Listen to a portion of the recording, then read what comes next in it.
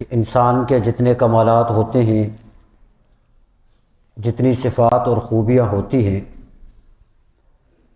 اس کا تعلق یا تو انسان کے ظاہر سے ہوتا ہے یا باطن سے ہوتا ہے۔ لیکن اللہ رب العزت کے ہاں انسان کے نجات کا جو مدار ہے وہ انسان کی ظاہری خوبیاں نہیں ہوتی، انسان کے ظاہری کمالات نہیں ہوتے، بلکہ انسان کے اندر کا جو جوہر ہوتا ہے اس پہ ہی انسان کے لیے کامیابی ہوتی ہے۔ دوسرا اصول یہ ہے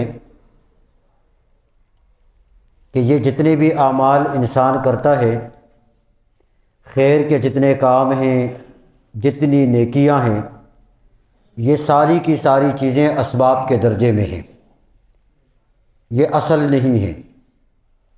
انسان کی نجات کے لیے یہ ساری چیزیں اسباب کے درجے میں ہیں، یہ اصل چیز نہیں ہے، بلکہ انسان کی نجات کے لیے جو اصل چیز ہے وہ اللہ رب العزت کا فضل ہے، اللہ کی مہربانی ہے۔ یہ دو باتیں سمجھنے کے بعد اب آپ حضرات توجہ فرمائیں گے۔ میں نے عرض کیا ہے کہ جتنی انسان کی خوبیاں ہیں یا جتنے کمالات ہیں، یہ اصل چیز نہیں ہے جو باہر ہے۔ اصل یہ ہے کہ انسان کے اندر آ جائے۔ اندر کیا ہے؟ نفس کے اندر کی جو کیفیت ہے وہ کیا ہے؟ جب تک کہ اندر کی جو ایک لینے والی چیز ہے یا جو کیفیت ہے وہ جب تک کہ مضبوط نہ ہو تو باہر کے نقش و نگار سے کوئی فائدہ حاصل نہیں ہوتا۔ اب مثال سے آپ حضرات سمجھ لیں، ایک آدمی خوبصورت باغ میں بیٹھا ہوا ہے، ہر طرف لہلہاتے پھول ہیں، ہر طرف نقش و نگار ہے، بڑی خوبصورتی ہے، لیکن وہ شخص آنکھوں سے نابینا ہے، اسے کچھ نظر نہیں آتا۔ تو باغ کتنا ہی خوبصورت کیوں نہ ہو، باہر کا ماحول کتنا ہی اچھا کیوں نہ ہو، لیکن جب آدمی کو آنکھوں سے نظر نہ آئے تو اس آدمی کے لیے باہر کا جو نقش و نگار ہے یہ فائدہ نہیں دیتا۔ مختلف قسم کی سریلی آوازیں ہوں، خوبصورت قسم کے نغمے ہوں، اچھی اچھی آوازیں ہوں اور لوگ اسے مزے لے رہے ہوں، ایک آدمی بیٹھا ہوا ہے لیکن کان کی جو سنوائی ہے نا، سننے کی جو طاقت ہے اس میں وہ نہیں ہے۔ تو یہ قسم قسم کی خوبصورت آوازیں، یہ بہترین قسم کے نغمے، اس کے بجنے سے اس آدمی کو کوئی فائدہ نہیں، کوئی مزہ نہیں آتا۔ لاکھوں ہزاروں قسم کی کتابیں ہوں، اس کے اندر ایک سے ایک قسم کا مسئلہ، پورا علم کا خزانہ، لیکن دل کا دروازہ بند ہے۔ تو یہ لاکھوں کتابیں، یہ ہزاروں مسائل اس آدمی کے لیے کوئی مفید نہیں۔ عرض کرنے کا مقصد یہ ہے کہ جب تک کہ اندر کی کیفیت کا دروازہ نہ کھلا ہو، باہر کے یہ جتنی بھی چیزیں ہیں یہ چیزیں انسان کو فائدہ نہیں دیتی۔ یہ بالکل ایک عجیب سی بات ہے۔ اس لیے حق کو قبول کرنے کے لیے علماء نے لکھا ہے کہ دل تک جو بات پہنچتی ہے اس سے پہلے دروازے ہیں، دروازوں کو کھولنا پڑے گا۔ آنکھ کا دروازہ، زبان کا دروازہ، کان کا دروازہ، یہ جو دروازے ہیں، راستے ہیں، اس کو آدمی کھولے گا تو تب جا کر حق کی کوئی بات اندر پیوست ہوگی، اور حق کی بات یہ سنے گا، اور سنے گا تو اس کے اوپر عمل کرے گا، اور جب عمل کرے گا تو اس پر نجات ہوگی، جہنم سے خلاصی ملے گی اور جنت میں جانے کا مستحق بنے گا۔ دعا فرمائیں اللہ ہمیں حق قبول کرنے کی توفیق نصیب فرما دے۔ یہ میں نے عرض کیا ہے کہ بھئی باہر کی جتنی چیزیں ہیں جب تک کہ اندر راستہ نہیں ملے گا یہ باہر والی چیزیں مفید نہیں۔ حکیم سقراط کا آپ حضرات نے نام سنا ہوگا، یونان کا بہت بڑا حکیم گزرا ہے، اور اس کی ساری زندگی جنگلات میں گزری ہیں۔ یہ راستوں میں گھوما کرتے تھے اور جنگلات میں بوٹیوں کے ساتھ، ان چیزوں کے ساتھ ان کا جو ہے وہ ایک سلسلہ گزرا ہے۔ ایک مرتبہ ایسا ہوا کہ کسی جنگل میں گئے تھے، وہاں سے واپسی پر آنے کے بعد شہر میں آئے اور ایک دکان پر آ کر بیٹھ گئے۔ اب سارے دن کی تھکاوٹ ہے اور تکلیف ہے، تو جب دکان میں بیٹھے اعضاء میں سکون آ گیا، آنکھ لگ گئی، سو گیا۔ اب اسی لمحے اس راستے پر سے اس علاقے کے بادشاہ نے گزرنا تھا۔ اب بادشاہ، آپ حضرات کو پتہ ہے، جب بادشاہ راستے پر جاتا ہو پورا پروٹوکول کے ساتھ جاتا ہے۔ جب بادشاہ اس علاقے پر سے گزرا، لوگ سارے استقبال کے لیے کھڑے ہوئے، سب نے واہ واہ کر کے ویلکم شروع کیا، اور حکیم صاحب مزے کی نیند سو رہا ہے۔ جب قریب پہنچا، دور سے دیکھا نا کہ بھی سارے لوگ کھڑے ہیں لیکن ایک بندہ سو رہا ہے، تو دل کے اندر ایک خیال سا پیدا ہوا کہ بھئی پتہ نہیں ایسا کیوں۔ لیکن آتے آتے جب اس حکیم کے قریب وہ بادشاہ پہنچ گیا تو بھئی لوگ کھڑے ہیں، حکیم سو رہا ہے آرام سے، اسے پتہ ہی نہیں ہے۔ تو بادشاہ نے غصے میں آ کر اس حکیم کو پاؤں سے ٹوکر ماری، اور جب ٹھوکر ماری اس کی آنکھیں کھل گئیں۔ جب آنکھیں کھل گئیں تو بادشاہ نے کہا کہ بھئی یہ سارے لوگ میرے استقبال کے لیے کھڑے ہوئے ہیں، شاہانہ انداز سے میں آ رہا ہوں، ویلکم کر رہے ہیں، اور ایک آپ ہے کہ جو ٹس سے بس نہیں ہو رہے۔ تو حکیم نے کہا کہ بھئی لگتا یہ ہے کہ مجھے جو ٹھوکر لگائی ہے یہ کسی جانور نے لگائی ہے۔ اب بادشاہ نے جب یہ بات سنی تو اور بھڑک اٹھا، وہ غصہ آیا اسے کہ بھئی میں وقت کا بادشاہ ہوں، میرے پاس فوجیں ہیں، شاہی لباس ہے، شاہی سواریاں ہیں، یہ پوری بادشاہی میرے ساتھ جا رہی ہیں، اور ایک فقیر اور مسکین قسم کا بندہ مجھے جانور کہہ رہا ہے۔ اسے اور غصہ آ گیا، اور مار۔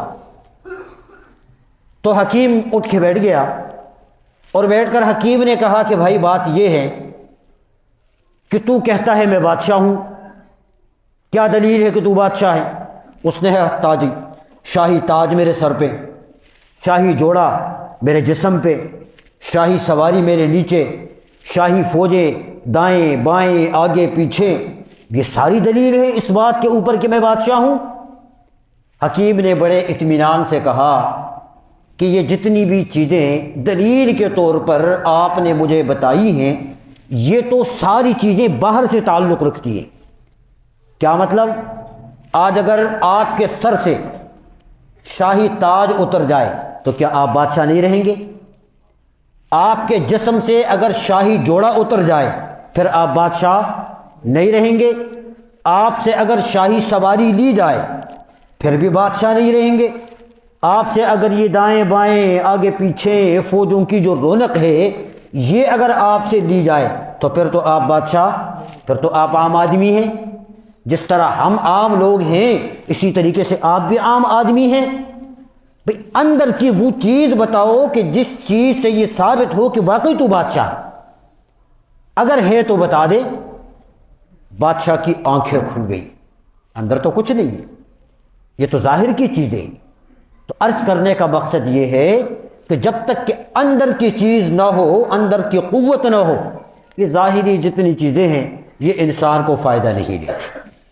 اسی لیے اس حدیث میں جو میں نے آپ کے سامنے پڑھی ہے، اس میں آقا کریم صلی اللہ علیہ وسلم نے یہی باتیں ارشاد فرمائی ہیں کہ جو انسان کے دل کو روشن کرے، جسے قلب کو تسکین ملے، جسے آدمی کو اندازہ ہو جائے کہ میں زندگی کے کس رخ پر جا رہا ہوں اور کس موڑ پر میں کھڑا ہوں۔ سب سے پہلے پیغمبر پاک صلی اللہ علیہ وسلم نے فرمایا الناس کلہم ہالکون، کہ سارے کے سارے لوگ نقصان میں ہیں، تباہی میں ہیں، بربادی میں ہیں، خرابی میں ہیں۔ اور یہی مضمون اللہ نے قرآن کی سورۃ العصر میں بیان فرمائی، والعصر ان الانسان لفی خسر، کہ قسم ہے زمانے کی کہ انسان نقصان میں ہے۔ یہی مضمون قرآن کی آیت میں بھی۔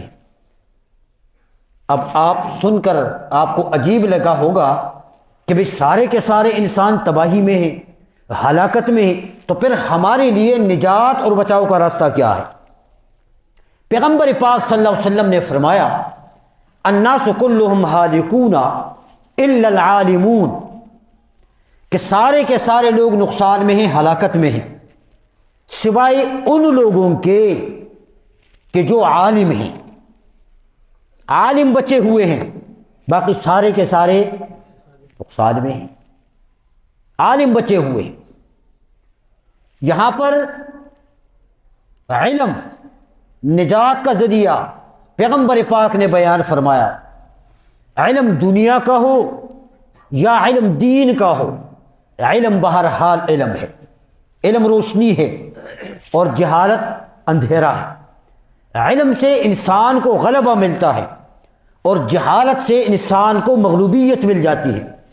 یہی تو وجہ ہے کہ اللہ تبارک و تعالی نے انسان کو عقل کی نعمت عطا فرمائی، شعور کی نعمت عطا فرمائی، علم کی نعمت عطا فرمائی، کہ جس کی وجہ سے انسان دنیا کے اوپر حکومت کر رہا ہے، انسان جانوروں کے اوپر اپنا حکم چلا رہا ہے۔ آپ اندازہ کیجئے، ایک جانور کے اوپر ہم سواری بھی کرتے ہیں، ہم وزن بھی اس کے اوپر ڈالتے ہیں، ہم کھیتی باڑی کا کام بھی اس سے لیتے ہیں، لیکن کبھی کسی جانور نے ہم سے بحث نہیں کی کہ بھئی اتنا بوجھ کیوں ڈال رہا ہے، اتنا لمبا لمبا دوڑا کیوں رہا ہے، اتنی سواری کیوں کر رہا ہے، مجھے دو کوئی دلیل، تجھے میرے اوپر حق کیا ہے۔ کبھی کسی جانور نے بحث نہیں کی۔ آپ کا کیا خیال ہے اگر کوئی گھوڑ سوار گھوڑے کے اوپر سواری کرنے کے لیے بیٹھ جائے اور گھوڑا سامنے سے بحث شروع کر دے، تو یہ 6 فٹ کا انسان اتنے لمبے چوڑے جانور کا مقابلہ کر سکے گا؟ بولو نا، اونٹ کا کر سکے گا؟ کسی ایک ادنا جانور کا نہیں، اس لیے کہ اللہ پاک نے جانوروں میں عقل نہیں رکھی، یہ بھی ایک نعمت ہے۔ وگرنہ اگر جانور کو عقل مل جاتی تو وہ سامنے سے بحث کرنے پہ آ جاتا، وہ لڑنے پہ آ جاتا، تو پھر جانوروں سے ہمارے لیے کام لینا یہ بڑا مشکل ہو جاتا۔ اس لیے ان کو اللہ پاک نے عقل نہیں دی، یہ بھی اللہ کی ایک نعمت ہے، اور انسان کو اللہ پاک نے عقل عطا فرمائی ہے، یہ بھی ایک نعمت ہے۔ اس لیے یہ جو عقل ہے، یہ عقل اللہ کی بہت بڑی نعمت ہے، اس کا ہم اندازہ نہیں کر سکتے۔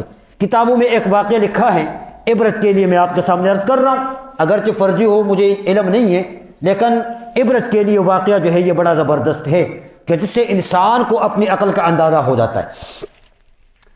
مولانا قاری طیب صاحب قاسمی رحمۃ اللہ علیہ نے لکھا ہے کہ شیر چونکہ جنگل کا بادشاہ ہوتا ہے، شیر کے پاس قوت ہوتی ہے، سارے جانوروں کے اوپر اپنی حکومت وہ قائم کرتا ہے۔ تو ایک مرتبہ شیر بیمار ہوا، اب بیمار ہو کے موت کے قریب آیا، اس کا چھوٹا سا بچہ تھا، اس نے اپنے بچے کو وصیت کی کہ بیٹا میں مرنے والا ہوں، لیکن خیال کرنا ہر چیز سے تعلق رکھ کے، واسطہ رکھ کے پنگا لے، لیکن انسان سے پنگا نہ لینا، انسان سے نہیں ٹکرانا۔ بات تھی، شیر مر گیا، بچہ چھوٹا تھا، آہستہ آہستہ بڑھتا گیا، جوانی کی دہلیز پر قدم رکھا، اسے بات آئی کہ باپ نے منع کیا تھا کہ بھائی انسان سے پنگا نہیں لینا، اب ذرا دیکھوں کہ یہ انسان ہے کیا۔ میں چونکہ جنگل کا بادشاہ ہوں، جانور مجھ سے ڈرتے ہیں، لیکن آج چلو انسان کی کھوج لگاتے ہیں کہ یہ انسان کیا ہے۔ اسی تلاش میں وہ نکل کر راستے پر جا رہا تھا تو سامنے سے دیکھا کہ ایک گھوڑا آیا، لمبا چوڑا بڑا گھوڑا، لمبی دم، بڑا قد۔ تو اس نے دور سے سوچا کہ شاید انسان یہی ہے جس کا باپ نے منع کیا تھا، تو قریب جا کر اس گھوڑے سے پوچھتا ہے کہ کیا آپ انسان ہیں؟ آپ نے الفاظ پہ غور کرنا ہے۔ گھوڑے سے پوچھا کہ کیا آپ انسان ہیں؟ اس نے کہا بابا معاف کرو، توبہ کرو، یہ کیسا سوال کیا تم نے مجھ سے؟ ہر چیز کا پوچھنا پر انسان کا نہیں پوچھنا، وہ بڑی ظالم چیز ہے۔ اچھا بھئی کیا کرتا ہے وہ میرے اوپر بیٹھ جاتا ہے، سواری کرتا ہے، دوڑاتا ہے، مارتا ہے۔ اس نے کہا ٹھیک ہے، آگے چل پڑا۔ آگے جب چلا تو آگے اونٹ نظر آیا۔ اونٹ کو جب دیکھا نا، وہ تو گھوڑے سے بھی اونچا ہے، اس کے قدقات گھوڑے سے بھی زیادہ. تو قریب جا کر پوچھا کہ حضرت آپ انسان ہیں؟ اس نے کہا استغفر اللہ، ہر چیز کا پوچھنا پر انسان کا نہیں پوچھنا مجھ سے، وہ بڑی ظالم چیز ہے. چھوٹا سا بچہ نکیل ڈال کر 100 اونٹوں کا قافلہ ایک رسی سے پکڑ کے ہنکاتا ہے، بوجھ ڈالتا ہے، سواری کرتا ہے، دوڑاتا ہے، وہ تو بڑی ظالم چیز ہے. یہ تم نے کس چیز کا سوال کیا؟ اس نے کہا اچھا. آگے چلا، ہاتھی نظر آیا، تو ہاتھی تو ان دونوں سے بھی بڑا ہے، وہ تو پوری ایک بلڈنگ ہے. ڈرتے ڈرتے اس کے قریب پہنچ گیا، اس سے پوچھا کہ حضرت آپ انسان ہیں؟ اس نے کہا لا حول، ہر چیز کا پوچھنا انسان کا نہیں پوچھنا مجھ سے، بڑی ظالم چیز ہے. وہ اوپر بیٹھ جاتا ہے، سواری کرتا ہے، مقابلوں میں دوڑاتا ہے، وہ تو اس طریقے سے ہم سے کام لیتا ہے. یہ شیر کا بچہ اور ڈر گیا، لیکن خیر انسان کی تلاش تھی. چلتے چلتے آگے ایک کھیت کی منڈیر پر ایک بڑھئی کا بچہ چھوٹا سا 10-12 سال کا وہ بیٹھا ہوا ہے اور وہ کام کر رہا ہے، شہتیر کو تراش رہا. شہتیر جانتے ہیں نا؟ شہتیر یہاں تو یہ ہے نا اپنا، ہاں یہاں تو یہ بیم ہے نا، لیکن دیہاتوں میں وہ شہتیر لگاتے ہیں لکڑی کا بڑا، اس کو بناتے ہیں وہ بڑے قسم کے لوگ. تو اس کو کیا کر رہا تھا، وہ درمیان سے اسے چیر رہا تھا. تو اوپر سے اس میں ایک لکڑی کا، اس نے چھوٹی لکڑی جو ہے وہ اس کے اندر رکھی ہوئی تھی، اور آہستہ آہستہ اس کو درمیان سے وہ 2 ٹکڑے کر رہا تھا. تو جب یہ قریب پہنچ گیا، پہلی تو اس کی نظر ہی نہیں آ رہی تھی کہ بھئی یہ بھی کچھ ہے، چونکہ چھوٹا سا بچہ جو گھوڑے سے، اونٹ سے، ہاتھی سے ہو کے آئے، تو انسان کے چھوٹے سے بچے کی اس کے سامنے کیا حیثیت. قریب جا کر اس سے پوچھا، اب سوال کا انداز دیکھیں، قریب جا کر اس سے پوچھا کہ کیا تو انسان کو جانتا ہے؟ پہلوں سے کہا آپ انسان ہیں، اور یہاں اگر پوچھتے کیا تو انسان کو جانتا ہے؟ اس نے جب دیکھا، اس نے کہا انسان تو میں ہی ہوں. اس کو ہنسی آئی. اس نے کہا تجھے تو ایک ہی تپڑ مار کے نہ تیرا کام کر دوں گا، ایسے ہی خواہ جو ہے وہ ڈراتے رہے لوگ. اس نے کہا اچھا باقی باتیں بعد میں کریں گے، آپ جنگل کے بادشاہ ہیں، لیکن میری ایک مشکل ہے، اس میں آپ میرے ساتھ تعاون کریں، اس کے بعد پھر بات کریں گے. کیا مشکل ہے؟ میں اس لکڑی کو 2 ٹکڑے کرتا ہوں پر یہ مجھ سے نہیں ہو رہا ہے، کیونکہ اس کے لیے زور کی ضرورت ہے. آپ جنگل کے بادشاہ ہیں، آپ اس کو یوں پکڑ کے کھینچے تو یہ 2 ٹکڑے ہو جائے شہتیر. اس نے کہا یہ بڑا آسان ہے، مشکل نہیں ہے کوئی. تو اس نے جو اندر پنجے ڈالے نا اس کو توڑنے کے لیے، اور کونے پر بچے نے اس کے اندر جو پانا لگایا تھا وہ لکڑی کا، اس نے اسے یوں کر کے ہٹایا. تو جب یوں کر کے ہٹایا تو بیچ میں جو فاصلہ تھا وہ فاصلہ جام ہو گیا، اور اس کے پنجے اندر پھنس گئے. اب جب اندر پنجے پھنس گئے تو بچہ کنارے پہ چلا گیا اور تالیاں بجا کے وہاں پہ ہنسنا شروع کر دیا. اسے کہا دیکھا تو نے انسان کا کمال، انسان یہ ہوتا ہے. یہ قاری صاحب نے عبرت کے لیے ایک واقعہ لکھا ہے کہ اللہ نے انسان کو عقل کی نعمت عطا فرمائی ہے، بڑی نعمت ہے یہ. اس عقل کو انسان مثبت کے لیے استعمال کرے، منفی سے بچ جائے. اس نے فرمایا کہ بھائی سب سے بنیادی جو چیز ہے بچنے کی وہ علم ہے، کہ سارے کے سارے لوگ ہلاک ہیں، لیکن عالم جو ہے وہ ہلاکت سے بچے ہوئے ہیں. اب دوسرے نمبر پر فرمایا والعالمون کلہم ہالکون، یہ جو عالم ہیں یہ بھی سارے کے سارے تباہ ہیں. چل بھائی یہ بھی سارے ہلاک ہیں، یہ بھی سارے نقصان میں ہیں، الا العاملون، سوائے ان لوگوں کے کہ جو اپنے علم پر عمل کریں. اب علم پہلی چیز، دوسری چیز عمل، کہ علم عمل کے بغیر نامکمل ہے. اور فرمایا کہ العلم بلا عمل کشجر بلا ثمر، بغیر عمل کے علم ایسا ہے جس طرح درخت بغیر پھل کا ہے. اب ایک پھلدار درخت ہو لیکن وہ پھل نہ دے تو وہ درخت کس کام کا ہے؟ تو خالی تنا ہے، وہ تو جلانے کے کام آئے گا، وہ تو کسی اور چیز کے کام آئے گا۔ بالکل ایسا ہی اگر کوئی عالم علم حاصل کرے، میں نے کہا علم دینی ہو یا علم دنیاوی ہو، علم حاصل کرے لیکن اس کے اوپر وہ عمل نہ کرے تو یہ علم بیکار ہے۔ اب اس کا یہ مطلب نہیں کہ 8 سال بندہ لگائے، 10 سال بندہ لگائے، 20 سال لگائے وہ عالم بنے۔ آپ کو نماز کا ایک مسئلہ پتہ ہو، آپ اس ایک مسئلے کے عالم ہیں۔ آپ کو تجارت کے ایک مسئلے کا علم ہے، آپ اس ایک مسئلے کے عالم ہیں۔ آپ کو نکاح کے ایک مسئلے کا پتہ ہے، آپ اس ایک مسئلے کے عالم ہیں۔ اگر اس ایک مسئلے کے خلاف آپ عمل کریں گے تو یہ علم آپ کو فائدہ نہیں دے گا، یہ مطلب ہے اس کا۔ اس میں سارے نہیں ہے کہ سارے علماء ہیں، عوام بھی تو سب جانتے ہیں کیا چیز ہے کہ جو نہیں جانتے ہم کہ یہ چیز حلال ہے یا یہ چیز حرام ہے، یہ جائز ہے یا یہ ناجائز، یہ ٹھیک ہے یا یہ غلط ہے، نہیں جانتے سب لوگ، سب جانتے ہیں۔ موٹی موٹی چیزیں تو سب کو پتہ ہے لیکن عمل اس کے اوپر پھر بھی نہیں کرتے، تو اس لیے یہ بھی ہلاک ہیں سارے۔ علم کے اوپر عمل کا ہونا ضروری ہے، جب تک عمل نہیں ہوگا تب تک یہ کام نہیں بنے گا۔ اسی وجہ سے پیغمبر پاک صلی اللہ علیہ وسلم نے ایک حدیث میں ارشاد فرمایا ہے کہ قیامت کے دن اللہ تبارک و تعالیٰ 3 قسم کے لوگوں کو سامنے کریں گے۔ آپ کی توجہ ہے میری طرف؟ سب کی ہے؟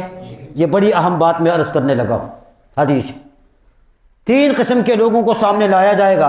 ان میں سے ایک عالم ہوگا، ان میں سے ایک شہید ہوگا اور ان میں سے ایک مالدار ہوگا۔ یہ 3 بندے ہوں گے۔ سب سے پہلے عالم کو لا کر اسے پوچھا جائے گا کہ ہاں بھی تو نے کیا کیا؟ وہ کہے گا اللہ میں نے علم حاصل کیا، اس کے بعد میں نے لوگوں کو علم پھیلایا، لوگوں کو میں نے علم کے مسائل بتا دیے۔ اللہ تبارک و تعالیٰ فرمائیں گے لَيُقَالْ إِنَّكَ عَالِمٌ، تیرا مقصد تو یہ تھا کہ لوگ تجھے عالم کہیں، فیقال، وہ کہا گیا، بس دنیا میں اسی لیے کام کرتا رہا، علم پھیلاتا رہا، بتاتا رہا کہ بھی لوگ تجھے عالم کہے، وہ بہت بڑا عالم ہے، یہ بہت بڑے مولوی صاحب ہے یہ، اور لوگوں نے وہ کہہ دیا، سو ختم۔ فرشتوں سے اللہ پاک یہ ارشاد فرمائیں گے کہ اس کو پکڑ کر جہنم کے اندر ڈال دیا جائے، جہنم میں چلا جائے گا۔ 50 سال علم کیا، 100 سال علم کیا، 80 سال سارا کام کیا، لیکن آخری نتیجہ کیا ہوا؟ جہنم میں پہنچ گیا۔ حالانکہ علم کوئی معمولی چیز نہیں ہے، پیغمبروں کی سنت ہے، پیغمبروں کا طریقہ ہے، بہت بڑا نیک کام ہے۔ شہید سے کہا جائے گا بھی کیا کر کے آئے ہو؟ یا اللہ ایک جان ہی تو دی تھی آپ نے دنیا میں جو سب سے قیمتی تھی، اور وہ بھی تیرے راستے میں فدا کر کے آیا ہوں۔ اللہ کہے گا لَيُقَالْ إِنَّكَ شَهِيدٌ، اسی لیے کیا تھا نا کہ لوگ تجھے بڑا مجاہد کہے، لوگ تجھے بڑا بہادر کہے، شہید کہے، فیقال، بس ہو گیا، ختم۔ فرشتوں سے کہا جائے گا کہ پکڑ کے جہنم میں ڈال دو۔ شہادت معمولی مرتبہ نہیں ہے۔ پیغمبر پاک نے فرمایا کہ حافظ قرآن 10 جہنمیوں کی شفاعت کرے گا اور شہید 70 کی کرے گا، بڑا مرتبہ ہے۔ خود پیغمبر نے 3 مرتبہ تمنا کی، لَوَدِدْتُ أَنْ أُقْتَلَ فِي سَبِيلِ اللَّهِ ثُمَّ أُحْيَا ثُمَّ أُقْتَلْ ثُمَّ أُحْيَا، 3 مرتبہ اللہ زندہ کیا جاؤں، پھر شہید، پھر زندہ، پھر شہید، بڑا مرتبہ ہے۔ اللہ ہم سب کو شہادت کی موت نصیب فرمائے۔ اللہ فرشتوں سے فرمائیں گے کہ پکڑ کے جہنم میں ڈال دو، ڈال دیا۔ تیسرا بندہ اچھا آ گیا، دنیا میں کیا کر کے آئے ہو؟ یا اللہ مال دیا تھا آپ نے، میں نے غریبوں کے ساتھ تعاون کیا، فلاں کو اتنا دیا، فلاں کو اتنا دیا، یہاں پر اتنا، یہاں اتنا، یہاں اتنا، تو سارا میں خرچ کر کے آیا ہوں۔ اللہ کہیں گے اس لیے کیا تھا نا کہ لوگ تجھے سخی کہیں، سو کہہ دیا لوگوں نے، بات ختم ہو گئی ہے، بھائی پکڑو اور پکڑ کے جہنم میں ڈال۔ تینوں جہنم میں چلے گئے، تینوں۔ عمل نہیں تھا نا، عمل نہیں تھا۔ تیسرے نمبر پر پیغمبر نے فرمایا کہ عامل بھی سارے ہلاک ہیں، جتنے عمل کرنے والے ہیں وہ بھی سارے تباہ ہیں، الا المخلصون، بچے وہ ہیں کہ جن میں اخلاص ہو، بس اخلاص والے بچے ہوئے ہیں۔ اخلاص والی۔ اب اخلاص کیا چیز ہے آپ سمجھتے ہیں اخلاص کیا ہے؟ بھی ہم کہتے ہیں نا ہم ہر نیک عمل کریں لیکن ایسا عمل کریں کہ جن میں کیا ہو؟ اخلاص ہو، جن میں اللہ کی رضا ہو، جن میں کوئی اور مقصد نہ ہو، جن میں اپنا نام نہ ہو، شہرت نہ ہو، ریا نہ ہو کہ کوئی یوں کہے، کوئی یہ میں یہ چیزیں نہ ہو، بس اللہ کی رضا کے لیے کر رہا۔ اب حدیث پاک میں پیغمبر پاک نے 3 شخصوں کا تذکرہ کیا، بخاری کی حدیث ہے۔ 3 کا تو پہلے سنا نا آپ نے، اب 3 کا اور تذکرہ پیغمبر نے دوسری حدیث میں کیا کہ 3 لوگ تھے، وہ سفر کر رہے تھے، سفر کرتے کرتے بارش آ گئی۔ اب جب بارش آ گئی بچنے کے لیے انہوں نے ایک غار میں پناہ لی، غار میں بیٹھ گئے۔ کڑاکے کی بارش ہو رہی ہے، سخت قسم کی بارش، اتنی تیز تھی اور اس کے ساتھ ہوا کہ آندھی طوفان، ایک بہت بڑا پتھر وہ آ کر اس غار کے منہ میں فٹ ہو گیا۔ اب نکلنے کا راستہ ہی بند ہو گیا۔ اب تینوں اندر بیٹھے ہوئے بیچارے موت کا انتظار کر رہے ہیں۔ جو کچھ کھانا پینا یا جو کچھ تھا 1 دن کا، وہ جب ختم ہوا تو بس موت کے قریب انتظار میں۔ اب سب نے کہا بھی مرنا ہے تو ہے، موت کا انتظار ہے اور کیا ہے، کیونکہ طاقت اتنی ہے نہیں کہ پتھر کو ہٹا کے رکھ دے، مواصلاتی نظام ہی اس وقت کوئی نہیں کہ کسی کو فون کر کے بلا لیں، وہ چیزیں تو کچھ نہیں ہیں۔ اب مرنے کے انتظار میں ایک نے کہا بھائی بات آسان ہے، ایک تدبیر کرتے ہیں۔ تو باقی 2 نے کہا بھائی کیسی تدبیر کرتے ہیں، ہمارے پاس تو کچھ نہیں ہے تدبیر کرنے کے لیے، ہم کیا کر سکتے ہیں، بس موت کے انتظار میں بیٹھ جاؤ، تیاری کرو، جس کی آئے گی بس مرتے جائیں گے۔ اس نے کہا نہیں، تدبیر کروں لیکن روحانی تدبیر ہے، اور وہ یہ ہے کہ ہم میں سے ہر شخص اللہ کے سامنے دعا کر کے اپنا ایک عمل پیش کریں کہ جو عمل ہم نے اللہ کی رضا کے لیے کیا۔ سوچیں ذرا، میں بھی سوچ رہا ہوں، آپ بھی سوچیں ذرا، مشکل کو بھی سوچیں ذرا، یہ مشکل کتنی ہے اور عمل کتنا ہے، اس سے نکلنے کی تدبیر کیا ہو رہی ہے۔ آج اللہ نہ کرے ہم میں سے کسی کے ساتھ ایسا واقعہ پیش آ جائے تو ہم اپنے دامن کو دیکھیں گے کہ ہمارے پاس ایسا کوئی عمل ہو کہ جس کا واسطہ ہم اللہ کو دیں اور اندھیرے سے روشنی میں آ جائیں۔ یہ پوائنٹ ہے، اس پہ سوچنا ہے ہم سب نے۔ ایک کھڑا ہوا، اس نے کہا اے اللہ تو دانا ہے، تو جانتا ہے میں بڑا کمزور ہوں، میں بڑا غریب ہوں، میرے پاس بکریاں تھی، میں سارا دن چراتا تھا، رات کو آ کر گھر میں میری ایک اماں بوڑھی، میرے بچے، میری بیوی، میں دودھ نکال کر سب سے پہلے میں اپنی اماں کو پیش کرتا تھا، وہ اماں دودھ پیتی، اس کے بعد جو بچ جاتا وہ بچوں کو پلاتا، اس کے بعد جو بچ جاتا وہ خود پیتا اور پھر سو جاتا۔ ایک رات ایسا ہوا کہ جب میں آیا اماں کی آنکھ لگ گئی تھی، میں نے دودھ نکال کے اس کے سرہانے کھڑا ہوا، وہ سو رہی ہے، میں نے آواز نہیں دی۔ آدھی رات کو جب آنکھ کھلی نا، بھوک نے ستایا تو اماں نے کہا دودھ، میں نے پیالہ پیش کیا اور اماں نے وہ دودھ پیا، دعائیں دی، پھر بچوں کو پلایا، پھر خود پیا اور خود سو گیا۔ اے اللہ یہ ایک ہی عمل ہے میرے پاس اور کوئی عمل نہیں ہے، اگر یہ عمل تیری بارگاہ میں قبول ہو تو ہمارے اوپر آسانی فرما دی۔ پیغمبر پاک نے فرمایا کہ اس شخص نے جب یہ بات کی نا اور اس عمل کا اللہ کو واسطہ دیا تو وہ پہاڑ، وہ پتھر 1/3 اپنی جگہ سے سرک گیا، روشنی آنا شروع ہو گئی، پتھر ہٹ گیا 1/3، امید پیدا ہوئی۔ دوسرا کھڑا ہوا، اس نے کہا اے اللہ تو دانا ہے، میں غریب نہ سمجھ، میرے پاس کچھ نہیں تھا۔ ایک دوست آیا، اس نے میرے پاس کچھ پیسے امانت رکھے اور مجھے کہا کہ تو اپنے استعمال میں اس کو لانا چاہتا ہے تو کر لیں، لیکن جب میں آؤں تو مجھے میری امانت آپ دیں۔ چلا گیا بندہ، کئی سالوں کے بعد وہ بندہ آیا، میں نے وہ پیسے لیے، ان پیسوں سے میں نے بکریاں خریدی، پھر وہ بچے دیتی رہیں، اس کے بعد پھر گائیں، اس کے بعد پھر اونٹ، یعنی کافی سارا ریوڑ آ گیا، اس کے بعد اور بھی کافی ساری چیزیں میں نے خریدی، لیکن پیسے میرے نہیں تھے، اس بندے کے تھے۔ جب عرصہ کے بعد وہ بندہ واپس آیا، اس نے اپنی امانت کا مجھ سے مطالبہ کیا، تو میں نے کہا بھائی یہ تیرے پیسے اور یہ ساری چیزیں یہ تیری ہیں۔ اس نے کہا مذاق نہیں کرو میرے ساتھ، میں نے اتنے دیے تھے وہ مجھے دے دیں، باقی میں نے کیا کرنا ہے؟ اس نے کہا نہیں، آپ کے پیسوں سے ہی یہ سارا کچھ بنا ہوا ہے، یہ سارا کچھ تیرا ہے، میرا اس میں کچھ نہیں ہے۔ وہ سارا اس بندے کو میں نے حوالے کیا، وہ لے کے چلا گیا اور میں پھر منگتا فقیر رہ گیا۔ اللہ میرے پاس اس عمل کے علاوہ اور کچھ نہیں ہے، اگر یہ عمل مقبول ہے تو آسانی فرما دے۔ پیغمبر نے فرمایا 1/3 اور وہ پتھر اپنی جگہ سے سرک گیا۔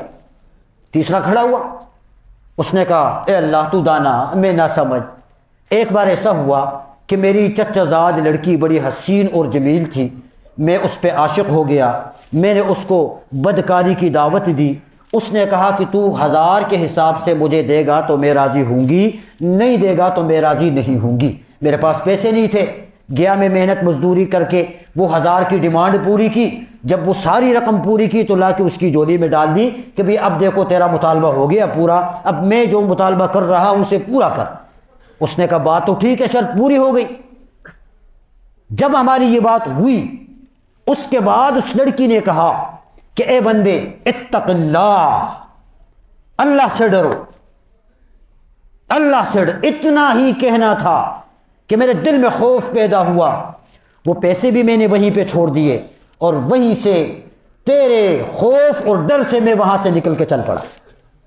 اے اللہ اگر یہ عمل تیرے دربار میں قبول ہو تو آسانی فرما دے۔ پیغمبر نے فرمایا اللہ نے پتھر کو غار کے منہ سے اڑا کے رکھ دیا، چل پڑے۔